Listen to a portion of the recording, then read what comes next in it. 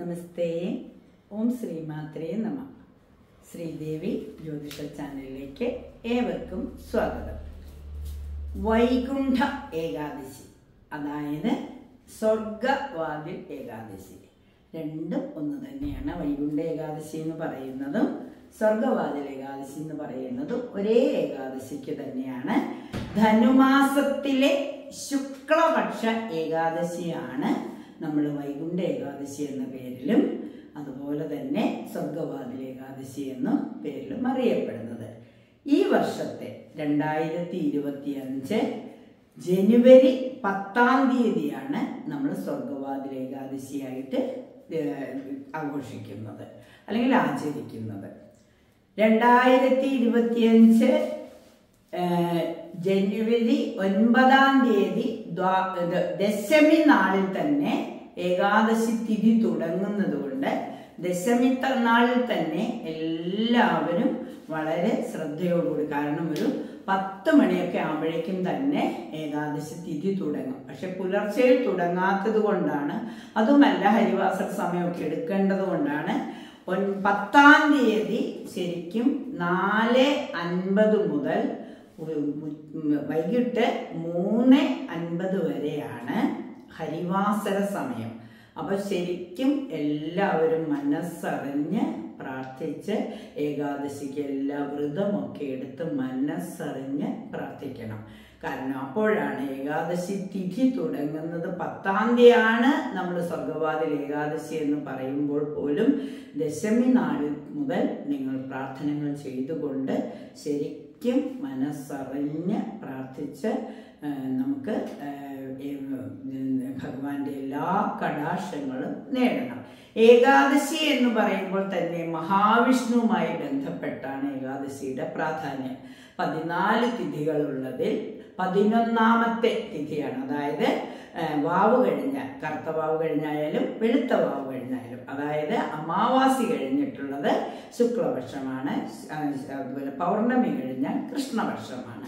അപ്പോൾ 11-ാമത്തെ വാവ് കഴിഞ്ഞ് വരുന്ന 11-ാമത്തെ ദിവസമാണ് നമ്മൾ ഏകാദശി എന്ന് പറയുന്നത്. ഒരു വർഷത്തിൽ 24 ഏകാദശിയുണ്ട്. ഇപ്പം നമ്മൾ കഴിഞ്ഞ ദിവസം നമ്മൾ ഏകാദശി നോറ്റ് കഴിഞ്ഞതാണ്. ഇനി നമ്മൾക്ക് ഇപ്പോൾ നമ്മൾ നോക്കേണ്ടത് അത് സഫല ഏകാദശി എന്ന് പറഞ്ഞ ധനുമാസത്തിലെ കൃഷ്ണപക്ഷ ഏകാദശി നമ്മൾ നോറ്റ് കഴിഞ്ഞു. ഇപ്പം നമ്മൾ ധനുമാസത്തിലെ തന്നെ ശുക്ലപക്ഷ ഏകാദശിയായ വൈകുണ്ഠ ഏകാദശി നോക്കാനായിട്ടുള്ള തയ്യാറെടുപ്പ് എടുക്കുകയാണ്. അതുപോലെ തന്നെ ഈ ഗുരുവായൂർ ഏകാദശി നോറ്റ് കഴിഞ്ഞാൽ പിന്നെ വൈകുണ്ഠ ഏകാദശിയും കൂടി നോക്കുമ്പോഴാണ് ഇത്രയും പൂർണ്ണ ഫലം കിട്ടുക എന്നാണ് പറയുന്നത്. ഏകാദശി നോക്കുമ്പോൾ ഏറ്റവും വലിയ ഭഗവാന്റെ കാരണം നമ്മളെ പരിപാലിച്ചു കൊണ്ടുപോകുന്ന ശക്തിയാണ് മഹാവിഷ്ണു എന്ന് പറയുന്നത്. എല്ലാ സൗഭാഗ്യങ്ങളും നമുക്ക് തന്ന് നമ്മളെ നിലനിർത്തി കൊണ്ടുപോകുന്ന ശക്തിയെ നമ്മൾ ആദരിക്കുകയും ആചരിക്കുകയും ഏകാദശി നോക്കുകയും ഒക്കെ ചെയ്യുമ്പോൾ നമ്മൾക്ക് മാത്രമല്ല നമ്മുടെ പൂർവികർ കൂടി സ്വർഗവാതിൽ തുറന്നു കിട്ടുമെന്നാണ് വിശ്വാസം. നമ്മൾ പ്രാർത്ഥിച്ച് നമ്മൾക്കിപ്പോൾ സ്വർഗത്തിലേക്ക് പോവാറായിട്ടില്ല. അപ്പം നമ്മളുടെ പൂർവികർ ഇങ്ങനെ മോക്ഷം കിട്ടാതെയൊക്കെ ഉള്ളവരുണ്ടെങ്കിൽ അവർക്ക് വേണ്ടിയിട്ടും കൂടി നമ്മൾ ഏകാദശി എടുക്കുമ്പോൾ നമ്മുടെ പൂർവികർക്ക് ഓരോരുത്തർക്കും സ്വർഗവാതിൽ കടക്കുവാനുള്ള ഒരു അവസരം കിട്ടും എന്നുള്ളതാണ് വിശ്വാസം. എന്തായാലും എല്ലാ ഏകാദശിക്കും ഓരോ കഥയുണ്ട്. ഇവിടെയും ഒരു കഥയുണ്ട്. നമുക്കറിയാം, ദേവന്മാരുള്ളപ്പോഴെല്ലാം അസുരന്മാരുണ്ട്. ദേവസിംഹാസനം, അതായത് ദേവേന്ദ്രന്റെ സിംഹാസനം കീഴടക്കുക എന്നുള്ളതാണ് എല്ലാ അസുരന്മാരുടെ ആഗ്രഹം. കാരണം അതിനു വേണ്ടിയിട്ട് അസുരന്മാർ ഭയങ്കര അധ്വാനികളാണ്. അവരിങ്ങനെ നിരന്തരം അധ്വാനിച്ച് വരമൊക്കെ നേടും. വരം നേടിക്കഴിയുമ്പോൾ ആ വരം കൊണ്ട് പിന്നെ അത് നല്ല കാര്യത്തിന് ഉപയോഗിക്കില്ല എന്നുള്ളൊരൊറ്റ കുഴപ്പം മാത്രമേ ഉള്ളൂ. അതാണ്, വരം കിട്ടിക്കഴിയുമ്പോൾ പിന്നെ അതുവരെയുള്ള സാത്വിക ഭാവമൊക്കെ അവരങ്ങ് വിട്ടുകളഞ്ഞിട്ട് പിന്നെ അത്യാഗ്രഹത്തിലേക്ക് പോകും. അങ്ങനെയാണ് ഇതുവരെ ഉണ്ടായതെല്ലാം. ഓരോ അസുരന്റെയും കഥയെടുത്താൽ നമുക്കറിയാം. ഇവിടെ മുരൻ എന്നൊരു അസുരനും അദ്ദേഹത്തിന്റെ പിതാവും കൂടി ബ്രഹ്മാവിനെ തപസ് ചെയ്ത് അങ്ങനെ ബ്രഹ്മാവിൻ്റെ അനുഗ്രഹം വാങ്ങി എനിക്ക് അമരത്വം അല്ല ഏറ്റവും വലിയ ഇന്ദ്രസിംഹാസനം വേണമെന്നുള്ള ഇത് എടുത്തു. കൊടുക്കാതിരിക്കാൻ നിവൃത്തിയില്ല, കാരണം അത്ര കഠിന വ്രതങ്ങൾ എടുത്തു കഴിഞ്ഞാൽ പിന്നെ ഒരു നിവൃത്തിയില്ല. അപ്പൊ എല്ലാ രാജ്യങ്ങളും എല്ലാ സ്ഥാനങ്ങളും കീഴടക്കണമെന്നൊക്കെ ആയിരുന്നല്ലോ വരം ചോദിക്കുന്ന. അങ്ങനെയാണ് ചോദിക്കുന്നവന് ഒരു ഔചിത്യവുമില്ല കൊടുക്കാതിരിക്കാൻ, കാരണം പ്രീതിപ്പെടുത്തിക്കൊണ്ട് ഇഷ്ടപ്പെട്ട വരം ചോദിച്ചോളാനാണ് പറയുന്നത്. അപ്പൊ കൊടുക്കാതിരിക്കാൻ നിവൃത്തിയില്ല. മൃത്യു ചോദിക്കാൻ പാടില്ല, മൃത്യു ഉണ്ടാവരുതെന്ന് മാത്രമാണ് ചോദിക്കുക, അമരത്വം ചോദിക്കാൻ പാടില്ല എന്നേ ഉള്ളൂ. അപ്പൊ അതുകൊണ്ട് ബ്രഹ്മാവ് വരം കൊടുത്തു. വരം കിട്ടിയ ഉടനെ തന്നെ പിന്നെ അങ്ങോട്ട് അതിഭയങ്കരമായ ദ്രോഹങ്ങളായി. അങ്ങനെ ഇന്ദ്രസിംഹാസനം കീഴടക്കി അവിടെ ഭയങ്കര നിരന്തരമായി അവരെ പീഡിപ്പിക്കലൊക്കെ ആയപ്പോൾ ഇവർക്ക് ദേവന്മാർക്ക് എല്ലാവർക്കും ആശ്രയിക്കാനുള്ളത് വിഷ്ണുവിനെയോ ശിവഭഗവാനെയോ ഒക്കെ ഉള്ളൂ. ഇത് ബ്രഹ്മാവ് കൊടുത്ത വരമായതുകൊണ്ട് എല്ലാവരും ഇത് ബ്രഹ്മാവിനോട് സങ്കടം പറഞ്ഞു നമുക്ക് എല്ലാവർക്കും കൂടെ ശിവഭഗവാന്റെ അടുക്കൽ ചെല്ലാമെന്ന് പറഞ്ഞു. അങ്ങനെ എല്ലാവരും കൂടെ ശിവഭഗവാന്റെ അടുത്ത് ചെന്നു. ശിവഭഗവാന്റെ അടുത്ത് ചെന്നപ്പോൾ ദേവന്മാരെല്ലാം പറഞ്ഞു ഭഗവാനെ ഞങ്ങളെ കാക്കണം, ഇങ്ങനെ ഇത് നിരന്തരം ഇതാണ്, അതുകൊണ്ട് ഈ മുരൻ്റെ ശല്യം സഹിക്കാൻ പറ്റുന്നില്ല, മുരാസുരൻ അത്ര ഇത് ചെയ്യുകയാണെന്ന് പറഞ്ഞു. ഇത് ബ്രഹ്മാവ് കൊടുത്ത വരമായതുകൊണ്ട് നമുക്ക് വിഷ്ണു ഭഗവാനെ പോയി കാണാമെന്ന് പറഞ്ഞുകൊണ്ട് അങ്ങനെ ഒരു വൈകുണ്ഠത്തിലേക്ക് പോവുകയാണ്. എല്ലാവരും ചെന്ന് ഇങ്ങനെ കാര്യം പറയാനായിട്ട് ചെന്നിങ്ങനെ അപേക്ഷിക്കുന്ന സമയത്ത് പെട്ടെന്ന് ഇങ്ങനെ സങ്കടമെല്ലാം ഓർത്തിച്ചു കഴിഞ്ഞപ്പോൾ അവിടെ ഒരു ചൈതന്യം വരികയും ആ ചൈതന്യം പെട്ടെന്ന് ഇവരുടെ എല്ലാം അപേക്ഷ കേട്ടിട്ട് ഭഗവാനിൽ നിന്നും ഏകാദശി എന്നു പേരുള്ള ഒരു ചൈതന്യം പെട്ടെന്ന് പ്രത്യക്ഷപ്പെടുകയും ആ ചൈതന്യം പോയി മുരൻ എന്ന അസുരനെ വധിക്കുകയും ചെയ്തു. അപ്പൊ അതിൽ സംപ്രീതനായ വിഷ്ണു ഭഗവാൻ ചോദിച്ചു, എന്നിൽ നിന്നുണ്ടായതാണല്ലോ ഏകാദശി എന്ന് പറയുന്ന ദിവ്യ ചൈതന്യം, ഒരു സ്ത്രീരത്നമാണ്. അപ്പൊ ചിലപ്പോൾ സ്ത്രീരത്നത്താൽ മാത്രമേ വധിക്കപ്പെടാവുള്ളൂ എന്നൊക്കെ ആയിരിക്കാം ചിലപ്പോൾ വരം വാങ്ങിച്ചിട്ടുള്ളത്. എന്തായാലും വിഷ്ണു ഭഗവാന്റെ ചൈതന്യത്തിൽ നിന്നാണ് ഈ ഏകാദശി എന്ന പേരുള്ള ശക്തി മുരനെ വധിച്ചത്. അപ്പൊ അതുകൊണ്ട് തന്നെ അത് കഴിഞ്ഞപ്പോൾ ഭഗവാൻ ആ സ്ത്രീരത്നത്തോട് ചോദിച്ചു എന്ത് വരമാണ് അവിടേക്ക് വേണ്ടത് എന്ന് ചോദിച്ചപ്പോൾ പറഞ്ഞു എൻ്റെ പേര്, അതായത് ഏകാദശിയാണല്ലോ, അപ്പൊ എൻ്റെ പേര്. അപ്പൊ ആ പേരിൽ എല്ലാവരും എന്നെ ഇന്നത്തെ ദിവസം ഓർക്കുന്നതിനായിട്ട്, ഈ മുരനെ വധിച്ച ദിവസം ഓർക്കുന്നതിനായിട്ട് എൻ്റെ പേരിൽ എല്ലാവരും പ്രാർത്ഥനകൾ നടത്തണം. ഞാൻ അവിടുത്തെ അംശമായതുകൊണ്ട് അവിടുത്തെ പ്രാർത്ഥിച്ചാൽ മതി, പക്ഷെ ഈ ദിവസം എൻ്റെ പേരിൽ അറിഞ്ഞാൽ എനിക്ക് സന്തോഷമായിരിക്കും എന്ന് പറഞ്ഞു. അപ്പൊ വൈകുണ്ഠത്തിൽ ചെന്നിട്ടാണല്ലോ. അപ്പൊ ശരി, ഈ ഏകാദശി വ്രതം എടുക്കുന്നവർ, അതെന്ന് ഇതൊരു ധനുമാസത്തിലെ ഏകാദശി ദിവസമായിരുന്നു. അപ്പൊ അതുകൊണ്ട് ഈ ധനുമാസത്തിലെ ഏകാദശി ദിവസം പ്രാർത്ഥിക്കുന്നവർക്ക്, വ്രതം എടുക്കുന്നവർക്കൊക്കെ സ്വർഗവാതിൽ തുറന്നു കിട്ടും എന്നാണ് വിശ്വാസം. അപ്പൊ അവർക്ക് വേണ്ടിയിട്ടല്ലെങ്കിൽ പോലും, അവരുടെ പൂർവികർക്ക് വേണ്ടിയിട്ടാണെങ്കിലും, അവരുടെ ഓരോരുത്തരും ഏകാദശി വ്രതം എടുക്കുമ്പോൾ തൻ്റെ 7 തലമുറയിൽപ്പെട്ടവർക്ക് മോക്ഷം കിട്ടാതിരുന്നിട്ടുണ്ടെങ്കിൽ അവർക്കൊക്കെ മോക്ഷം കിട്ടും. നമുക്കും നമ്മളുടെ കാലം പോകുമ്പോൾ നമുക്ക് മോക്ഷം കിട്ടണമെന്നുണ്ടെങ്കിൽ ഏകാദശി വ്രതം എടുത്താൽ നന്നായിരിക്കും. അപ്പൊ മുരനെ വധിക്കാനായിട്ട് ഭഗവാൻ അവതരിച്ചതാണല്ലോ, ഒരു രൂപം കൊണ്ടതാണല്ലോ, ഭഗവാനിൽ നിന്നെടുത്ത ഒരു രൂപമായതുകൊണ്ട് ഭഗവാൻ അന്ന് മുതൽ മുരാരി എന്ന, മുരന്റെ അരി ശത്രു, മുരാരി എന്ന പേരും ലഭിച്ചു എന്നാണ് പറയുന്നത്. അതെന്തെങ്കിലും ആവട്ടെ, ഇതൊക്കെ കഥകളാണ്. ഇനി ചിലപ്പോൾ വേറെയും അർത്ഥങ്ങൾ ഉണ്ടാകും. കാരണം എല്ലാവർക്കും മോക്ഷം കിട്ടുന്നതിന് വേണ്ടിയിട്ട് സ്വർഗവാതിൽ തുറക്കുന്ന ദിവസമാണ്. അപ്പൊ നമുക്കറിയാം, തിരുപ്പതിയിലൊക്കെ ചെന്ന് കഴിഞ്ഞാൽ തിരുപ്പതി ഭഗവാനെ ദർശനം നടത്തി ഇങ്ങനെ നമ്മളിങ്ങോട്ട് ഇറങ്ങിയാൽ ഇടതുവശത്ത് ഒരു ചെറിയ ഹോൾ വെച്ചിട്ടുണ്ട്. അത് കൂടെ ഒന്ന് സൂക്ഷിച്ച് നോക്കിയാൽ വൈകുണ്ഠത്തിലേക്ക് പോകുന്ന വൈകുണ്ഠദ്വാരം എന്നാണ് പറയുക, അത് കാണാൻ പറ്റും. വൈകുണ്ഠത്തിലേക്കുള്ള വഴി കാണാമെന്നാണ് പറയുന്നത്.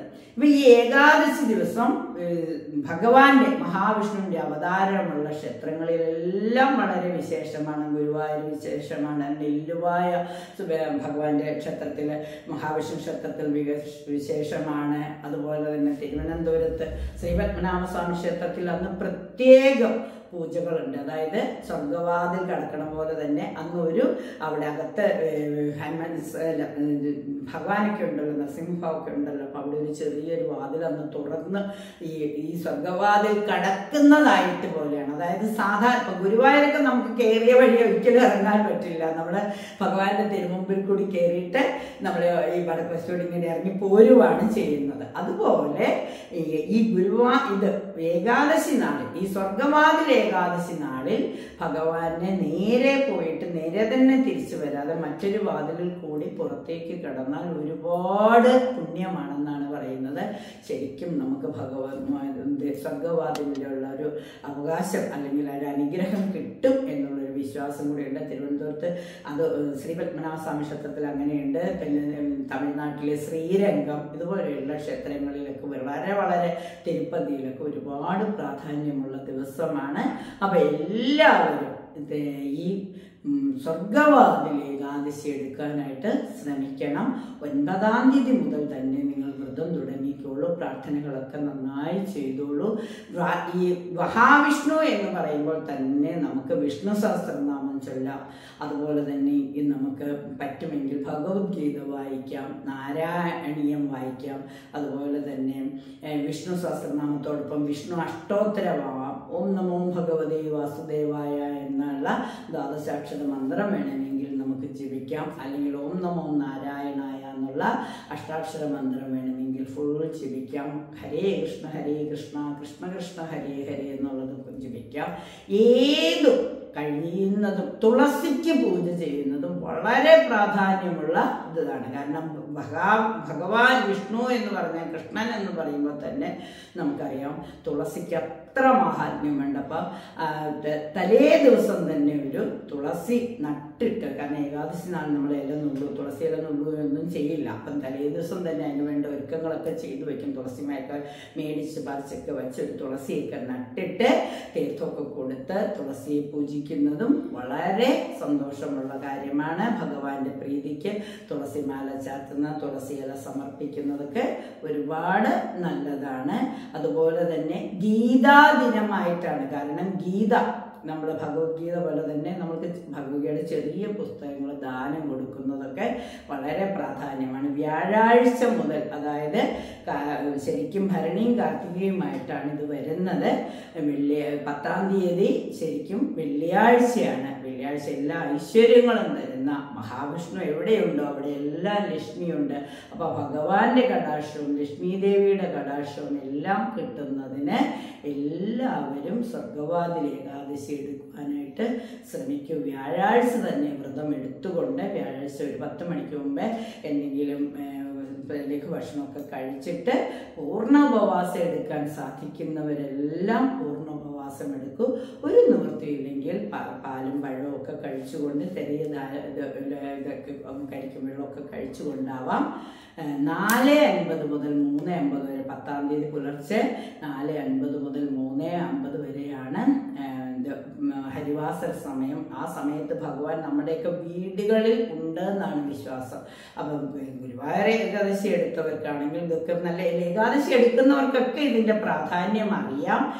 ഹരിവാസര സമയത്ത് ഭഗവാൻ പ്രത്യക്ഷപ്പെടും. എല്ലാവരുടെ വീടുകളിലും ഭഗവാന്റെ സാന്നിധ്യം ഉണ്ടാകുമെന്നാണ് വിശ്വാസം. ആ സമയത്ത് പ്രത്യേകം വിളക്കൊക്കെ കത്തിച്ച് പ്രാർത്ഥിച്ച് ശരിക്കും ഗീതയുടെ മഹത്വമൊക്കെ പറയുകയാണെങ്കിൽ ഏറ്റവും നല്ലതാണ്.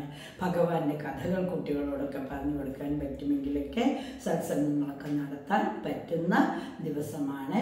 അവനവൻ്റെ വീട്ടിലെ സാഹചര്യങ്ങൾക്കനുസരിച്ച് വിദേശത്തുള്ളവർക്കും ജോലി ചെയ്യുന്നവർക്കൊക്കെ അതിനുള്ള സാഹചര്യങ്ങളില്ല എങ്കിൽ മനസ്സിൽ ഭഗവാനെ ധ്യാനിച്ചുകൊണ്ട് ഭഗവാന് വേണ്ടിയിട്ട്, അല്ലെങ്കിൽ ഭഗവാന്റെ അനുഗ്രഹം ലഭിക്കുന്നതിന് വേണ്ടി, അമ്മയുടെ അനുഗ്രഹം ലഭിക്കുന്നതിന് വേണ്ടി തീർച്ചയായും പ്രാർത്ഥനകൾ നടത്തൂ.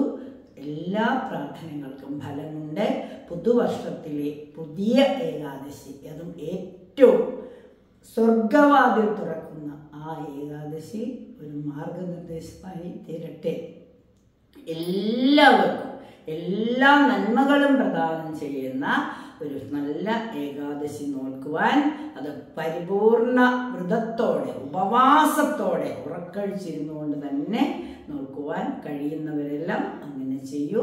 ഏകാദശി വ്രതം എടുത്താൽ പിറ്റേ ദിവസം ദ്വാദശിക്ക് പാരണ വീട്ടിയിട്ട് വേണം വ്രതം അവസാനിപ്പിക്കാൻ എന്ന് പറയും. ഒരു തുളസി തീർത്ഥത്തിൽ 2 തുളസി ഇട്ടിട്ട് ഒരു പാത്രത്തിൽ ഇത്തിരി വെള്ളം എടുത്തിട്ട് 2 മലരും കൂടി ഇട്ടിട്ട് സേവിച്ചാൽ വളരെ പുണ്യം കിട്ടും. അതുകൊണ്ടാണ് എല്ലാവരും ക്ഷേത്രത്തിൽ പോയിട്ട് തീർത്ഥം വാങ്ങിച്ച് കഴിക്കണം എന്ന് പറയുന്നത്. അതിന് സാഹചര്യമില്ലാത്ത ഇത്തിരി മലര് എല്ലാ ദേവതകൾക്കും ഇഷ്ടപ്പെട്ട ഭക്ഷണമാണ് മലര്. അപ്പോൾ തുളസി തീർത്ഥത്തോടൊപ്പം 2 മലരും കൂടി അതിലിട്ട് സേവിക്കൂ. ഏകാദശിയുടെ പൂർണ്ണ ഫലം കിട്ടും. എല്ലാവർക്കും എല്ലാ നന്മകളും ആശംസിച്ചുകൊണ്ട് നന്ദി.